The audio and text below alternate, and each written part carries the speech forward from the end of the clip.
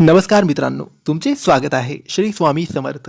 मित्रांनो, तुम्हाला माहीतच असेल की सुपारीमध्ये श्री गणेशाचा वास असतो. जेव्हाही सत्यनारायणची पूजा असू द्या, लग्न असू द्या किंवा अन्य कोणते होम हवन किंवा कोणत्याही पूजा असतील, तिथे गणपतीचे स्वरूप म्हणून सुपाऱ्या सुद्धा ठेवल्या जातात आणि सुपाऱ्यांचे सुद्धा पूजन केले जाते. पण ही सुपारी खाण्याची सुपारी नसते, ही पूजेची सुपारी असते, जी आपल्याला पूजा सामग्रीच्या दुकानात आरामात मिळते.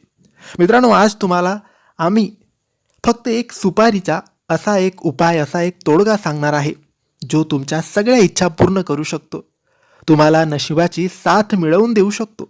तुम्हाला हा उपाय फक्त तुमच्या घरात 7 दिवसापर्यंत करायचा आहे. 7 दिवसानंतर तुमची इच्छा नक्की पूर्ण होईल.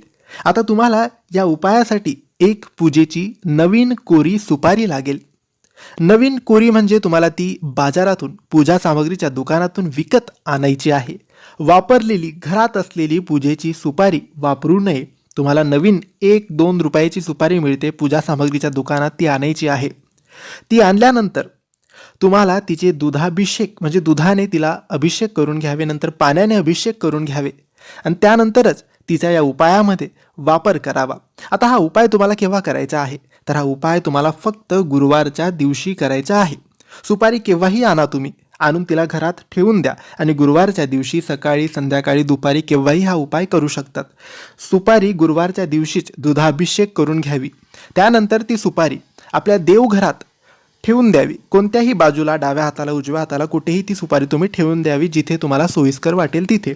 त्यानंतर 7 दिवस लगातार सकाळ संध्याकाळ हळदी कुंकू अक्षत टाकून त्या सुपारीचे पूजन करावे आणि अगरबत्ती आणि दिव्याने तिची आरती करावी, म्हणजे ओवाळावे.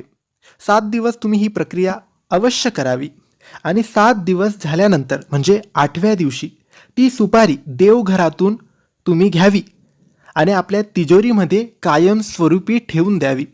तिजोरी, कपाट, जिथेही तुम्ही तुमचे दागदागिने, पैसा, महत्त्वाचे कागदपत्र ठेवत असाल, त्या ठिकाणी ती सुपारी कायमस्वरूपीसाठी ठेवून द्यावी. नंतर तिला कधीही स्पर्श करू नये, हात लावू नये. चुकून हात लागला तर काही हरकत नाही, पण तिला तिथून काढून बघू नये किंवा नेहमी काढत राहायचं नाही. तिला एकदा ठेवली म्हणजे ठेवली. मग तुम्ही ती तिजोरीमध्ये ठेवू शकता. दुकान असेल तर दुकानाच्या गल्ल्यात, ऑफिस असेल तर ऑफिसच्या मुख्य ठिकाणी तुम्ही ही सुपारी ठेवू शकतात. हा उपाय खूप चमत्कारी आहे. तुमच्या इच्छा हा पूर्ण करू शकतो. नशिबाची साथ तुम्हाला मिळवून देऊ शकतो. हा उपाय तुम्ही नक्की करा. तर मित्रांनो, माहिती तुम्हाला आवडली असेल तर लाईक आणि शेअर करा. काही प्रश्न असतील तर कमेंट्सद्वारे विचारा आणि आमच्या चॅनलला सबस्क्राईब करायला विसरू नका. धन्यवाद.